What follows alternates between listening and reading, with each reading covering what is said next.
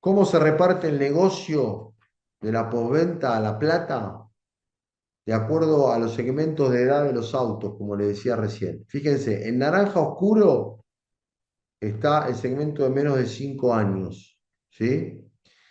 En naranja claro, hay mucho parque en garantía ahí, ¿no? En naranja claro, el segmento que denominamos en JIPA, el segmento de parque intermedio, que es de 5 a 9, es un vehículo todavía muy, muy joven, que ya salió de garantía, donde hay un conductor que va a priorizar marcas de calidad. Después en gris aparece, como habíamos dicho al principio, en gris claro el segmento de vehículos de 10 a 14 años y en gris oscuro el segmento de 15 años o más, lo que se denomina en Jipa la cola de parque viejo. Eh, ¿cómo se lee esto, muchachos? En el 2020, insisto, no estamos hablando de hace mil años atrás, el 26% del negocio, o sea, perdón, el 6%, estoy hablando de más de uno de cada 4 pesos que se generaban, ¿sí? Un cuarto de la recaudación del negocio estaba en los vehículos de menos de 5 años. Parque joven, parque con penetración de la garantía.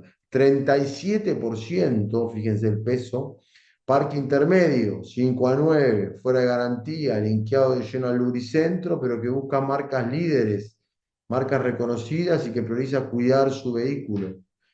10 a 14, 21% y 15 años o más, cola de parque viejo, 16%. Así se repartía el negocio de la posventa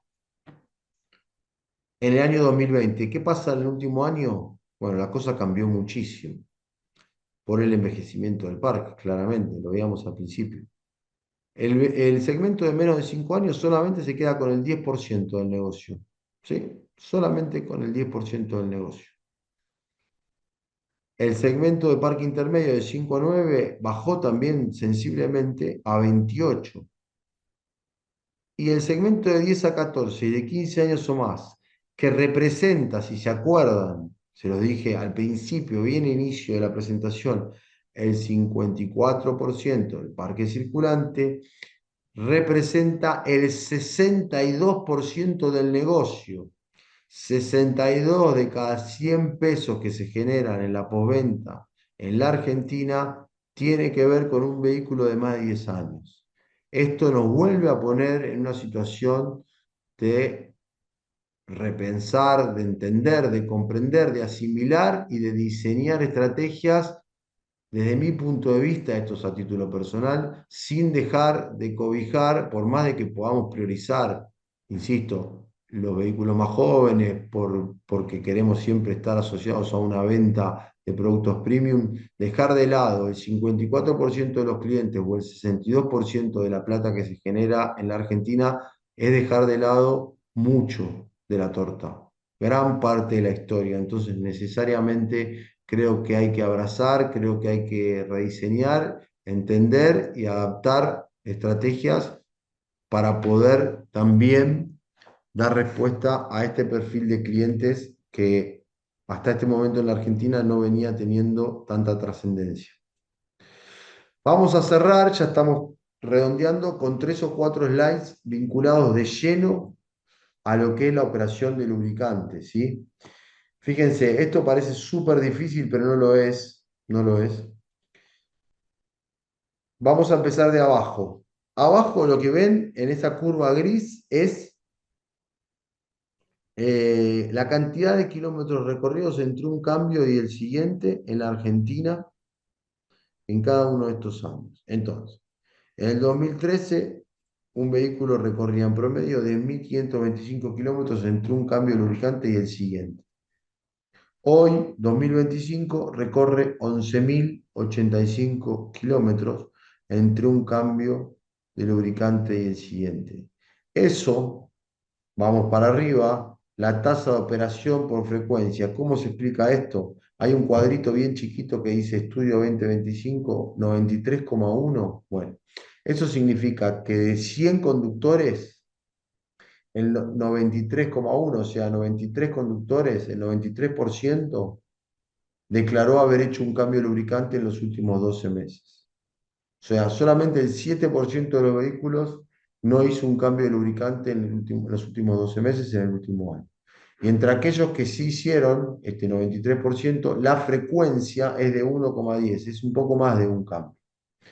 Cuando hacemos tasa por frecuencia, nos da que en la Argentina, ¿sí?, 100 vehículos generan 101 cambios de lubricante. Ahora, fíjense, en el 2013, 100 vehículos generaban 138 cambios de lubricante. Seguramente era un producto no tan premium, menos rentable. ¿Pero por qué pasaba? Bueno, primero porque quizás el producto tenía una calidad donde exigía un intervalo de cambio de menos kilómetros. Pero fundamentalmente lo que pasaba, ¿sí?, era que se recorrían más kilómetros. ¿Se acuerdan que lo vimos? Entonces, como se recorrían más kilómetros, se hacían más cambios de lubricante. Cada auto hacía más cambios de lubricante.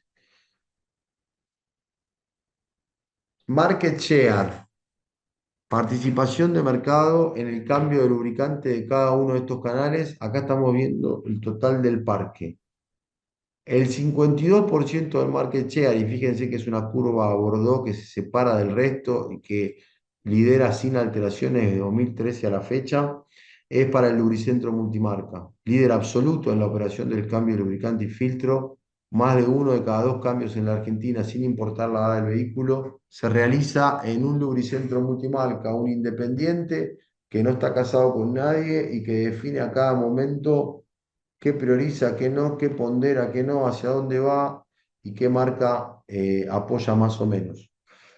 En el segundo lugar aparece el taller mecánico y el resto del mercado. Acá una aclaración que es importante destacar es, el taller mecánico realiza la operación del cambio, pero el volumen de venta no está asociado al canal, es un canal que no se toquea, que se linkea de lleno logística y te diría técnicamente en una casa de repuestos. En el caso del lubricante puede ir a una estación de servicio, puede ir al lubricentro, pero no maneja stock de producto y hasta muchas veces le dice al cliente mismo que le hace el cambio, pero que le traiga el producto, que compre el lubricante el cliente mismo.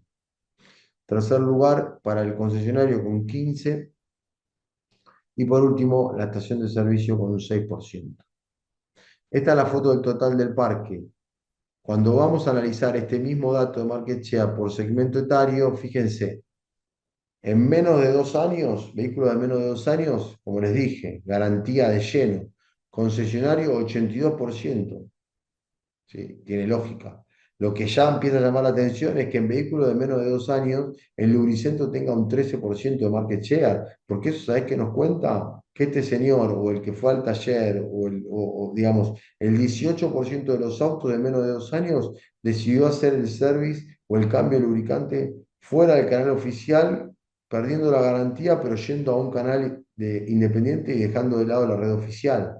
O sea, es importante saber que la garantía pesa y es un 82%, pero también es muy, muy claro ver que ya en vehículos tan jóvenes empieza a primar el lubricento y otros canales. Cuando vamos a vehículos de 2 a 4 años, que, insisto, la garantía sigue siendo importante, ahí ya directamente el concesionario cede el liderazgo, lo toma el lubricento con un 36%, en segundo lugar aparece el taller mecánico con un 34% y recién en tercer lugar aparece el concesionario con 25%.